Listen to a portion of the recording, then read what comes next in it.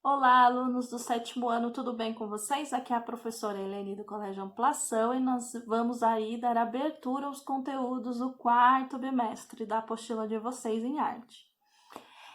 A professora vai iniciar hoje com a história do circo. Então, minha pergunta é: você já foi em algum circo?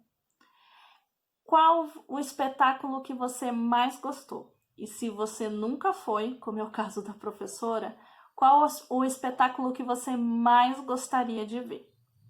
Enfim, a professora sempre faz essa pergunta para vários alunos, né? Sempre tem esse conteúdo de circo, sobre arte circense, e são muitas as respostas. Então, vão desde os contorcionistas, os malabarismos, o Globo da Morte, onde vai as motos vão dentro do globo e eles andam, né, lá dentro, bem super rápido. Alguns gostam dos animais, mas a maioria não curte muito os palhaços. Enfim, cada gosto é gosto. Muitos também preferem os espetáculos de mágica, né?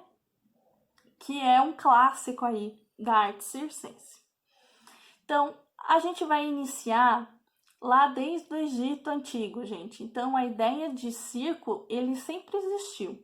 Então, existem, né, inscrições, existem pinturas de contorcionistas ou de malabaristas. Mas o termo circo, ele foi surgir em Roma que vai ter essa ideia mesmo de um público direcionado para um determinado espetáculo. E claro que o circo romano não é nada parecido com o que nós temos hoje. O circo romano era um pouco violento, né?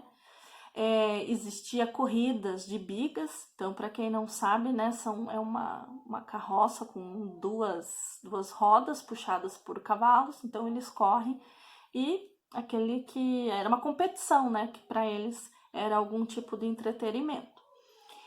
Além disso, existia também disputas entre guerreiros e não durou muito tempo porque foi em Pompeia. Então não sei se vocês já tiveram história, mas em Pompeia vai acabar aqui explodindo o vulcão e ele vai levar boa parte da arquitetura e da vida que existia ali em torno. Então, a partir do circo, daí eles vão, né? Vai ocorrer por toda a Ásia, né? Então, se você parar para pensar, na China tinha a apresentação de teatros de sombra. E em exatamente 1700 e alguma coisinha ali, vai surgir daí o circo como a gente conhece hoje mesmo. Então, palhaços, malabarismo, contorcionismo em uma determinada situação, que é a apresentação de cavalos correndo em círculo, ok? Então, a pessoa que fundou, que é o Philip Astley, ele descobriu que quando os cavalos correm em círculo, em determinado também parâmetros desse círculo, os cavalos eles atingem uma velocidade muito grande. Então, daí é que vai começar os contorcionistas irem em cima do cavalo e os cavalos correndo em alta velocidade nesse círculo, que a gente vai chamar de picadeiro. Além disso, claro que foi em 1700 alguma coisinha, mas no Brasil já ocorria também algumas apresentações, em específico de ciganos.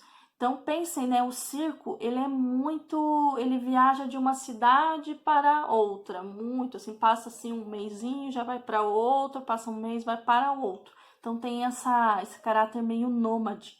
E nada mais plausível aí no sentido de que ciganos também, porque ciganos eles têm esse tipo de hábito de ir de uma cidade para outra, de uma cidade para outra. Então, além disso, eles também têm autodomínio de cavalos, de animais, então é óbvio que eles elaboravam algumas apresentações também muito parecido com o circo. Atualmente, o circo ele vem ficando cada vez mais tecnológico. Então, não sei se vocês já ouviram sobre o Circo du Soleil. Então, ele é um circo canadense. Não existe nenhum tipo de apresentação de animais e todo o espetáculo dele muda de acordo com o ano ou a temporada.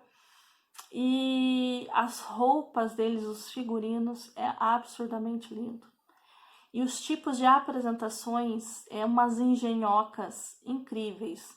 E é uma empresa gigantesca, gigantesca. Então tem as pessoas específicas para cenário, tem pessoas específicas para o figurino. E o figurino, eu falo do figurino, gente, porque parece que é saído de conto de fadas. É maravilhoso. Além disso, se não me engano, existe um circo na Rússia em que eles apresentam hologramas. Então, aquela ideia do cavalo correndo em círculo, eles colocam um sistema de hologramas que aparentemente parecem ali os cavalos correndo, mas todos eles muito bonitos, né? Parece que tá até saído da Disney. Mas, independente do ano, do período, tem uma coisa que boa parte dos atores, né, envolvidos na arte circense precisa: autodomínio do corpo, muito desenvolvimento e habilidades corporais, tanto do malabarista quanto do contorcionista, do palhaço, inclusive do mágico, em que ele precisa usar os métodos da mão dele para enganar, né, e iludir os olhos do espectador. Hoje, em específico, a professora pensou em a gente produzir uma referência de um determinado palhaço, que já é um indício da nossa próxima aula, que daí a professora foca mais nos palhaços, que é o Pierrot. Vocês já ouviram falar? O Pierrot, ele é uma referência a um determinado teatro que a gente chama de comédia dell'arte. E o Pierrot, ele tem essa característica meio tristonha, as roupas muito largas e essa ideia do tristonho porque sempre parece ter uma gotinha desenhada. Então ele é um misto aí entre aqueles mímicos que imitam a gente, né, que é preto e branco e a boquinha vermelha, e de palhaço. Então vocês podem ver aí que tem uma certa referência. Mas o Pierrot no Comédia dell'arte, ele tem essa ideia, né, de roupa muito larga, o preto e branco, os pompons. E engraçado que o Pierrot, ele vem do Comédia dell'arte, e o Comédia dell'arte, ele tem figurinos, tem personagens específicos e fixos. Então o Pierrot, ele sempre é apaixonado por outra personagem chamada Colombina, que esta, por sua vez, é apaixonado por um outro tipo de palhaço, que é o Arlequim. Então, vejam só, o palhaço está envolto nessa cultura entre teatro e circo. Então, é muito interessante a gente saber um pouquinho dessas influências que a gente pode encontrar tanto no teatro quanto no circo e como as duas áreas estão interligadas. Então, na próxima parte do vídeo, a professora vai elaborar em um desenho a partir de referências do Pierrot. Bora lá para a próxima parte?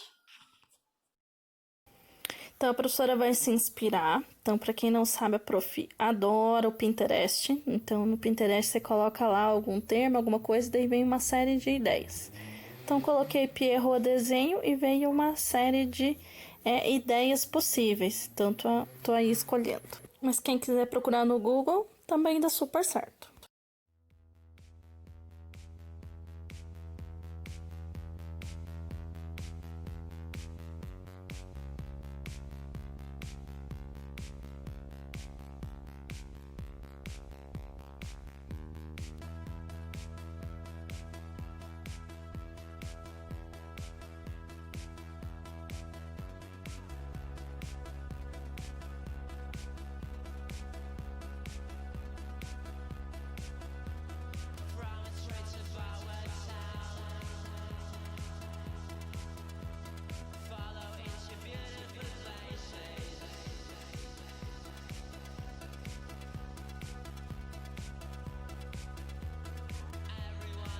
Então, ficou dessa forma, espero que tenham gostado. E caso vocês queiram fazer e enviar para a prof, envia nesse e-mail que eu estou disponibilizando para a gente conversar, para a professora ver, ou caso vocês queiram tirar alguma dúvida com a prof, ok? Abraços, beijos, se cuidem e até a próxima aula.